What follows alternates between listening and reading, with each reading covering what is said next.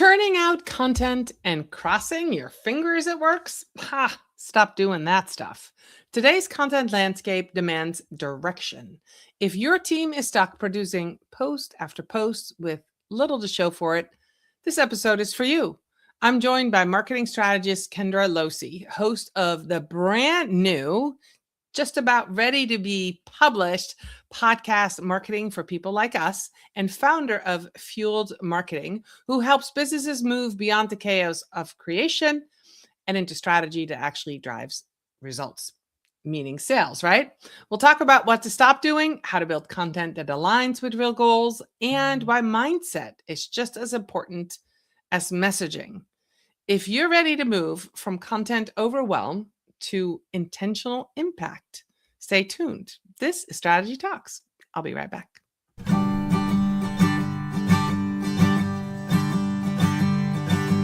Let's strategize together. Let's hear it from an expert. Join the conversation, it's informative and free. You and me, let's talk some strategy.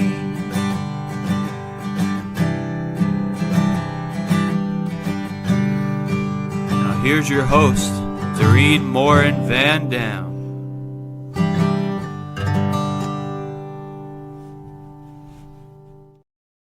Hello, everybody. Welcome to another live episode, season 5 of Strategy Talks, episode 4. Wow. If you're listening to Strategy Talks as a podcast on a replay, I want to welcome you. But if you're here live right now on LinkedIn, on YouTube, or on Facebook, I want to know that you're here. Put in the comments, say hello to myself and to Kendra. And if you have questions, be sure to ask them, because we'd be happy to answer them live, because we are live on Tuesday night. So very excited to introduce to you my friend Kendra. Kendra, how are you? I'm great. I'm happy to be here. Yeah, we were talking a while back to find out, how long have you and I known each other? 2017? It's been a while, right? Yeah, 2017. Yeah. Almost 10 years. I know. Oh, Weird. wow. No, don't say that. Like, it's so weird how time works. Oh, wow. So we are talking about content creation to content direction. And to frame this conversation, you and I were talking in the green room. And one of the things that we want to talk about is, creating a content strategy that goes beyond, well, this is the content we're going to create, because it all needs to go together. And the first question I ask when I do a content strategy, or actually a social media strategy, marketing strategy, I start with this question: what are your business goals? And you and I talked about this. You do the same thing. Mm-hmm. What do you find when you ask that specific question to a client, a new client that you're working with? What are your business goals? Are they surprised you need to know? Like, what's the conversation that you have when you ask that question? That's a really good question. I think it goes two ways. One is they're surprised. They're like, well, we have goals, And the other is that it becomes like, oh, we want this many followers, or we want this many downloads, or we want this, or we want, viral videos, which aren't business goals. Those are marketing goals. Right. So what kind of business goals are you looking for or if you have to guide them? Because literally what I do is I have a list written down of business type goals, and I'm like, any of these? Is this what you want to accomplish? What are some business goals that you might feed them to see if that's something that they want? You mean the choose your own adventure approach? Yeah. Yeah. It's, it really depends on, a lot of times it's revenue, profitability. It's looking at if they need new hires, or what, who are they working with? Are they launching new offers or new services or products that year? Like, what are the things they want to do throughout the year? And it's very specific to the type of business. I primarily work with service businesses, and I've worked in higher education a lot, and I have a couple of clients that are like preschools, and so that's more of like a butts and seats type of of goals at the very base level, but it really depends on what they're looking for, what kind of growth, what are they trying to do? Are they trying to stop the bleeding? Or are they trying to, like pivot? Any of those things. Right. So for somebody who's listening, business owner, how will you tie those business goals to the content that you're creating? Because I think this is where, content direction is so important, but this is like there seems to be a disconnect, and I'm just calling it out, especially with business owners. They're going to a conference, they're buying a new service vehicle, they hire 3 new staff, they are speaking at a conference, they're getting a new product, maybe they're you're talking about service, maybe they have a new partnership as a vendor. They forget to tell you, the marketer, right? So how does that impact what your content strategy is when they don't tell you that? So I think that there's a couple different questions in that. One is, and I used to actually drive my students crazy when I would teach this when I was at the university, because you have your business goals and then you have your marketing goals, and the marketing goals ladder up to your business goals. And within your marketing goals, you might have platform specific goals, right? So all of a sudden you have this like ladder of goals, but they all stay aligned, and you can automatically see whatever recommendations in your strategy is going to your business goal. And I find for smaller businesses that actually even helps more, because there's a certain point where you've created so much content and you're like, why am I doing this? And if you don't know what goal you have that ties to it, it automatically, like, it's easy to push it to the side. So that's one part of what I've seen. The second part is, it really, I have clients that are like, we just want you to handle it. Just handle it. You know how to talk about it, like us and our voice, you know how to do it. You and your team have it covered. But the problem is that all of a sudden it's been like 3 months and they were like, I don't know what's going on with the business. Like, you have to talk to me.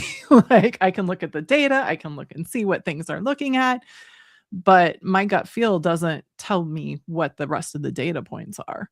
I don't know if you're getting more inquiries. I don't know if what that looks like. So it really is treating content creation and that marketing function as really part of your business, and not something that you just like outsource or hand to your intern, or, oh, this person's creating content for me, so they've got it covered. You do need to have those checkpoints regularly, whether it's, monthly, quarterly, weekly, whatever it is that cadence needs to be. Yeah. No, that makes sense. That actually was going to be my next question is, many teams equate that strategy with like a long annual plan. Right. But, you were just saying now, like, execution fails when plans aren't rooted in reality and aren't updated regularly. The way I explain it to my clients is the strategy might stay for the year, and this is our, as you said, your ladder of goals, but the tactics will change based on all the things that you're doing. So how do you advise leaders to, design like a living, iterative content direction, like system, to adjust with the market signals, like the market, what's happening in the market, but also what's happening in their business? I'm so glad you asked. And I can tell you that I've been doing this for a really long time. So I'm going to throw out some years here. In 2009, I was asked to build a 5-year social media strategy for a university. There was no Instagram. There was no, like, when you think about what was around in 2009 and you expect this to last for 5 years, are you kidding me? So it was a lesson in putting together a really solid foundation that allows for that testing, that allows for that new things to come in. So it's basically like, okay, I'm just going to throw out some percentages. So like, your strategy might be in place as the foundation and it's going to stick 80% if you do it right for the year, right? That 20, let's say 70 to 80%, that 20 to 30% becomes the tactics, becomes the things that you pivot, that you change. It's very rare that I've had to go back and change a strategy because, the business goals changed. They acquired somebody, something happened that was pretty big, that required a big shift in the strategy.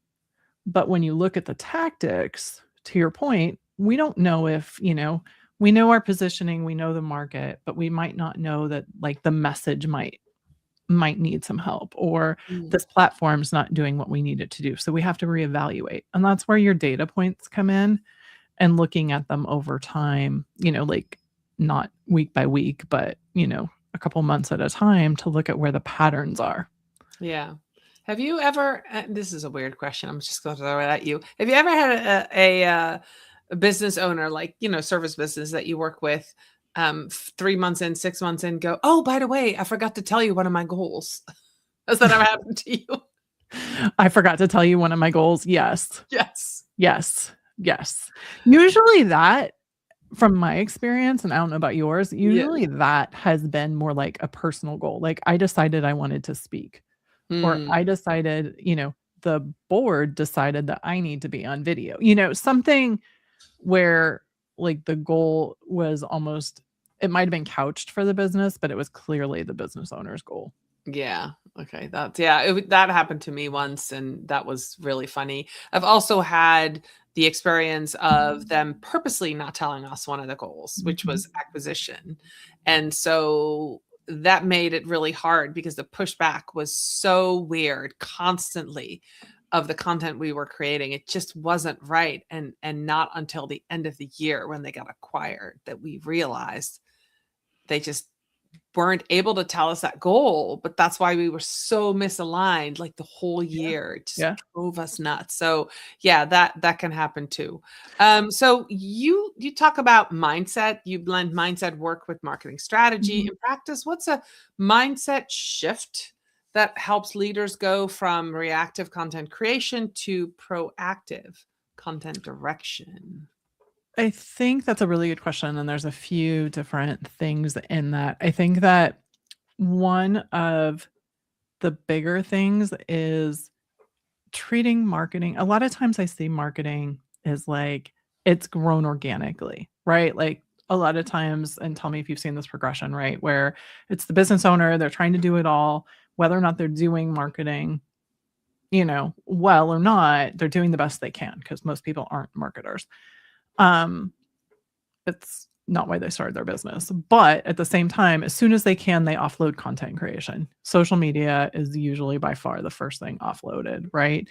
And what I've seen is that it tends to work in a silo at that point, which is kind of that gap that we've been talking about, right? Where when it works in a silo, it's supposed to be doing things that they say it's going to do, and things are getting posted, but because there's that gap in communication and goals, it's not as effective.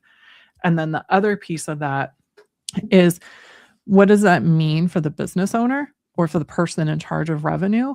It's accepting that marketing has gotten to the point where it needs to be treated like a function in the business, like you would HR, like you would accounting.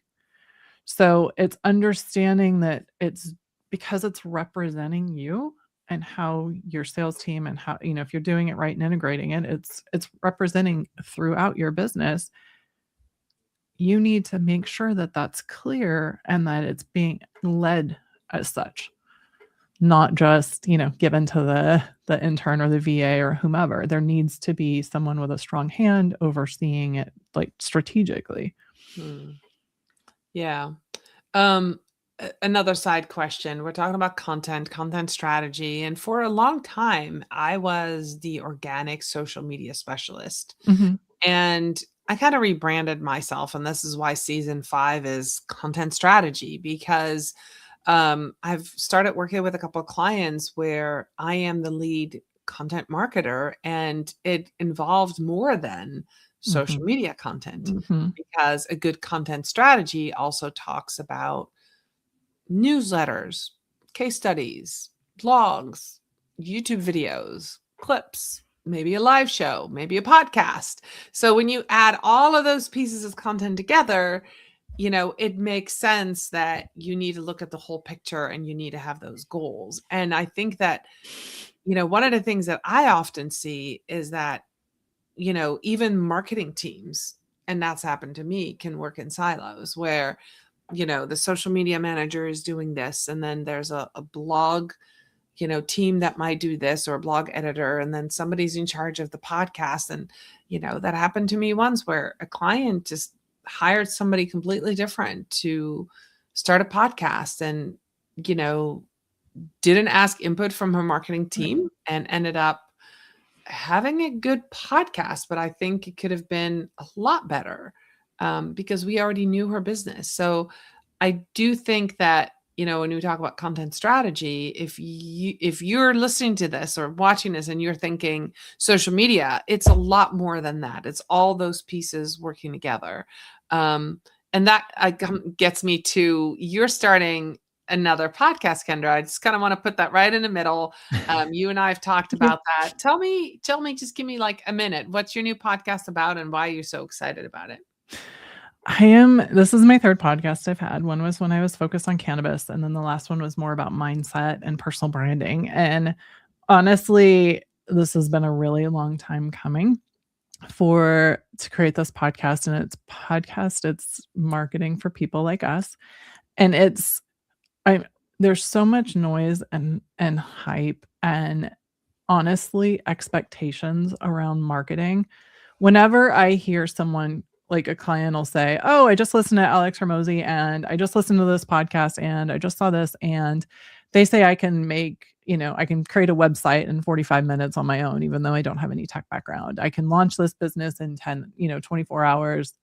The Weekend Millionaire book, right? Like, but what are the expectations of those results? And when you have, like, no one markets marketing better than marketers, right? Like the hype That's a good line. and the expectations are so high.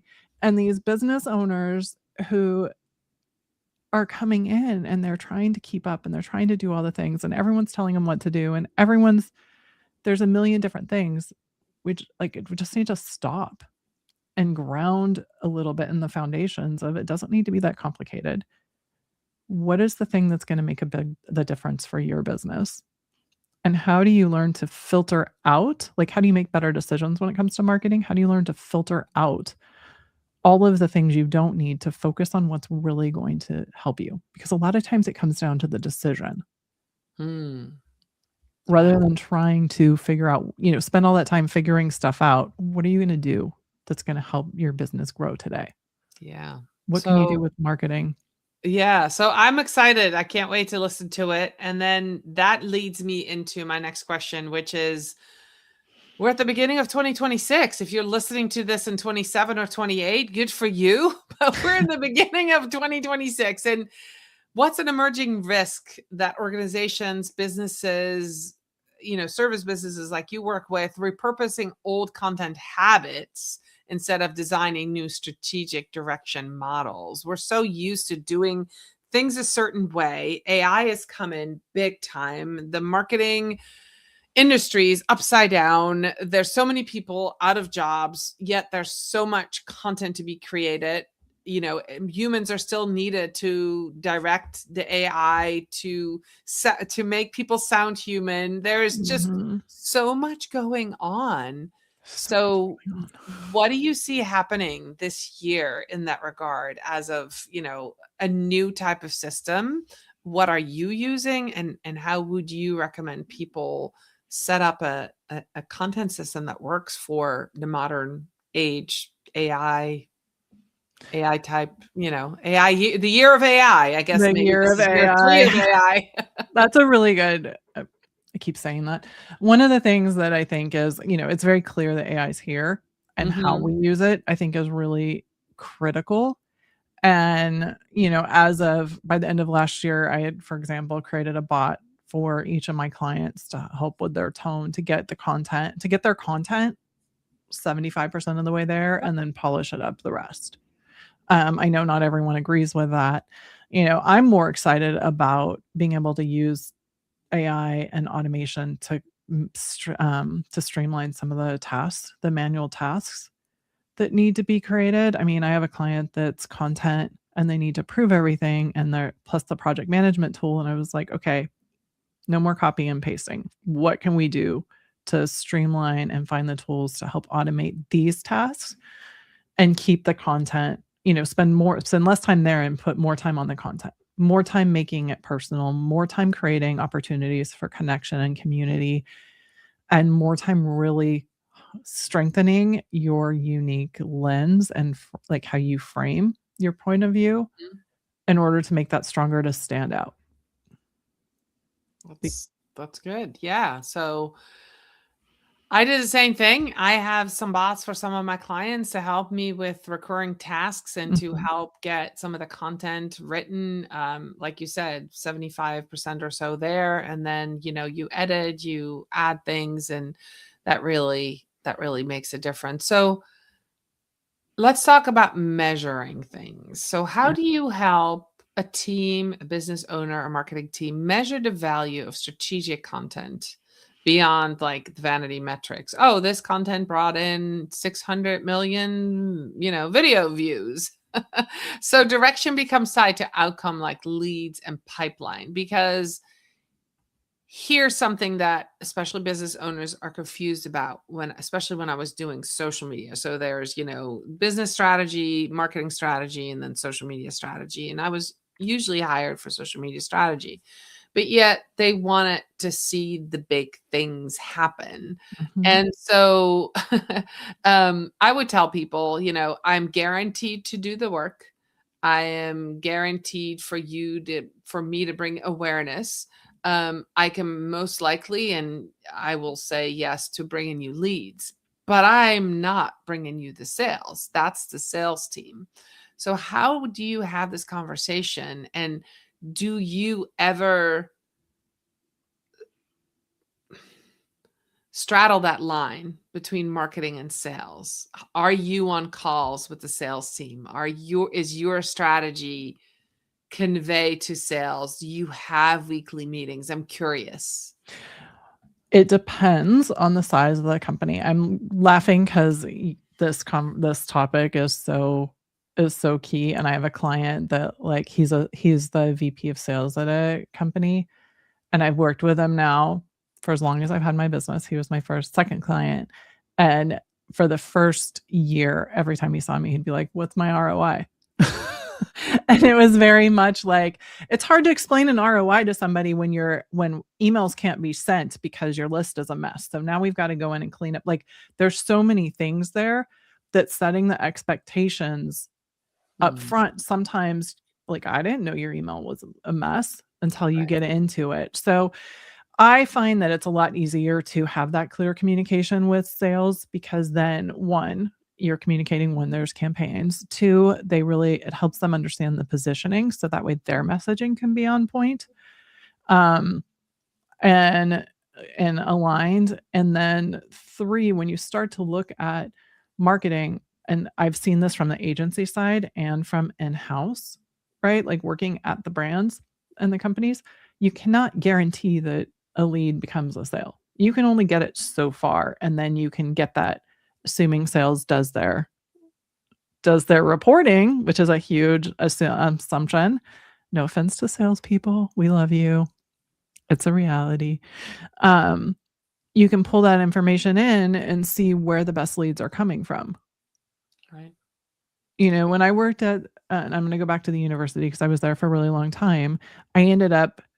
My role was marketing for the university, but it also became, for a while, the trainers of all of the recruiters, like the student recruiters, reported to me. So that way we could keep the training for the sales team aligned under marketing.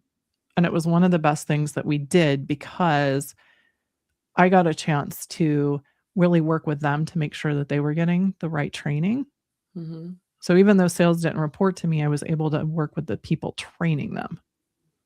That makes a lot of sense. Yeah, I think it's important because for sales and marketing talk often. I mean, I've had several people on as guests, especially in 2024. I had 2 people that talked about, sales and marketing alignment. And I'm currently have a client that we have a sales marketing huddle 3 times a week Mhm. where, Mhm. this is what we're working on. And if you're watching this, if you're listening to this, I think one of the most important things to do is to look at what moves the needle. What Yep. has marketing done that's brought in a lead or two?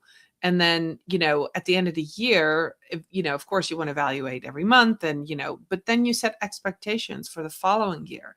So if we did, one newsletter every 2 weeks and it brought in these very direct leads and, people pushed a button and they had a meeting with us and we qualified them and they went to sales. And so maybe we want to do a weekly newsletter, right? So it's like looking at what works, but if you don't have the data, Right. you can't make these decisions. And I think that's another thing with social media. For the longest time, people, at least businesses that I worked with, they had a hard time gathering all their data. I mean, I don't know if this has ever happened to you, but I would get a potential client and they wouldn't own their Google Analytics, or they didn't have Right. access to their website, or Yep. that, and so that doesn't really happen anymore. I think nowadays, I think that's not. But even you inherit a client and they don't own their own Facebook ad account, their Meta business account. So it's important that businesses understand that that is their data and that they should hire somebody to help them analyze their data, but that they can work off their content strategy based on the data and move forward. And I just, it's frustrating to see when people don't use the data.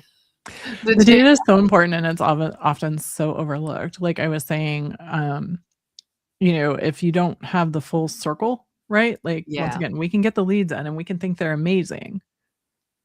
But if they're not, we need to know, because that lead source isn't going to be as effective, or something we can do to make it even better. And the other thing that I absolutely, from a marketing perspective, think is so important is the seasonality.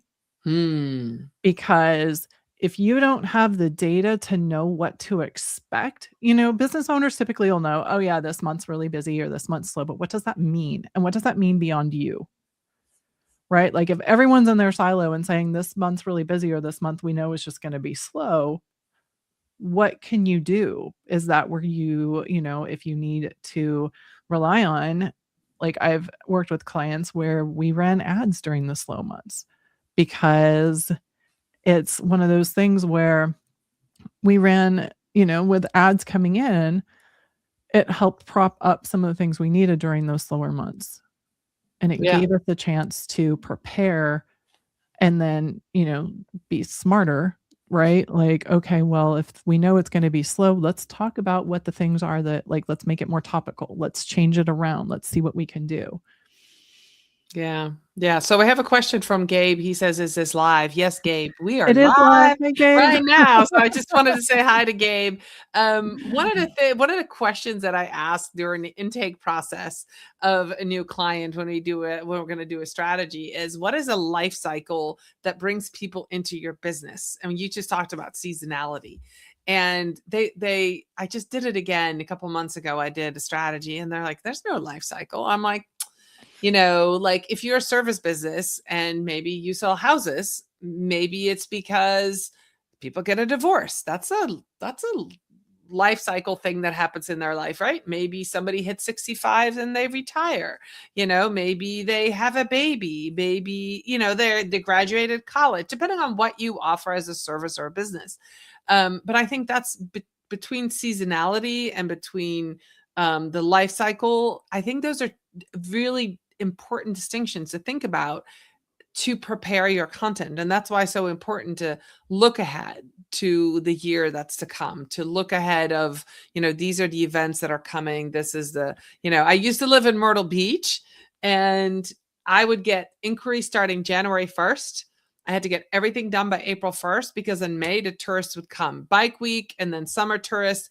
The business owners had no time to meet with me between May 1st and the end of the summer.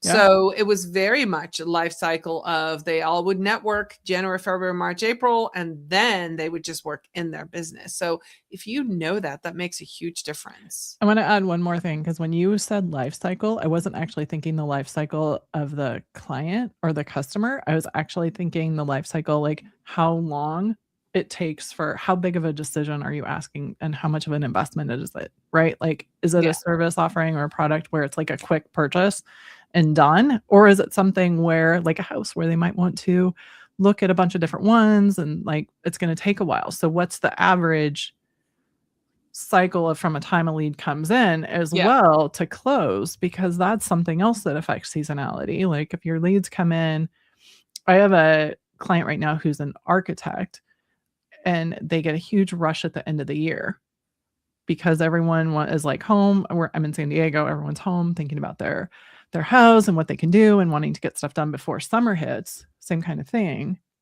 So what can they do to get started? And so they know that those months are incredibly busy, but also it's not a quick turnaround time from the time the lead comes in. It takes them a while. So it's not just as a business owner understanding that piece, but also from a marketing and content standpoint, if you know something's going to take somebody a while to make a decision on, what content do they need? What is going to help reinforce that you can provide to them? Yeah, that's a great question. Okay, we're way beyond, well, not way, but we're beyond 30 minutes, but I have another question. So let's just do that. Let's have that question and then we'll wrap it up. So talking about founders, business owners, they feel like they should create content, maybe because marketers like us tell them we want their thought leadership. How do you guide them to distinguish work that builds the business from work that just fills space? Because I think that when we tell them just post to LinkedIn, they're going to be like, I don't like LinkedIn. And that's why I hired you. But so how do we guide them to, first of all, to understand that they have that thought leadership and there's a space for them? And is there a process that you use to get them to do that? You know, this goes back to the question earlier about mindset, because a lot of business owners have a belief that, one, they don't want to. I don't want to. I don't like it. I don't like marketing. I don't like social media. I don't want to be just another fill in the blank. And I hear this from so many business owners. And I think it really depends on it goes back to their goals. It goes back to their goals, their audience, and their business structure. Not everyone needs to be the face of their business, right? But enough of them do. And so it's helping them break that down and understand and tying it back to your business goals. And so helping the why, it's making the value, you know what it is? It's making the value greater than their fear. Oh, love that. That's a great way to end this. Wow, this was a great episode. Kendra, I love it. This is like my jams, talking about content creation, content strategy. This was awesome. If somebody else is watching this, listening to this, I know they'll be downloading this as a podcast. Where can they find you? Where are you most active on social media? LinkedIn. Okay. LinkedIn.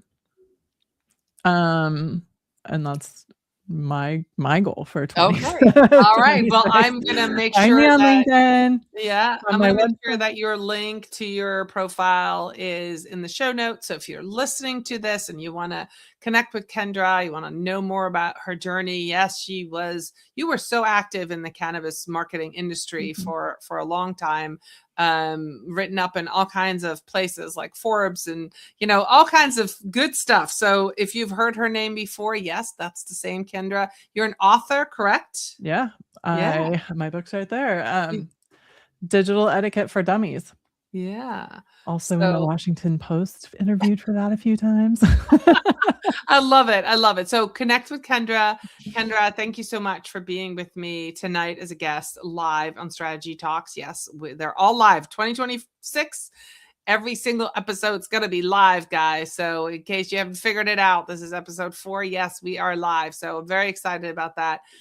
Kendra, thank you so much for being with me tonight. To all of those of you who were here live or will be watching the replay, or those of you who listen to Strategy Talks as a podcast, thank you so much for staying all the way to the end. And next week, I'll be back with another live episode of Strategy Talks. Bye, everybody. Bye. Thank you.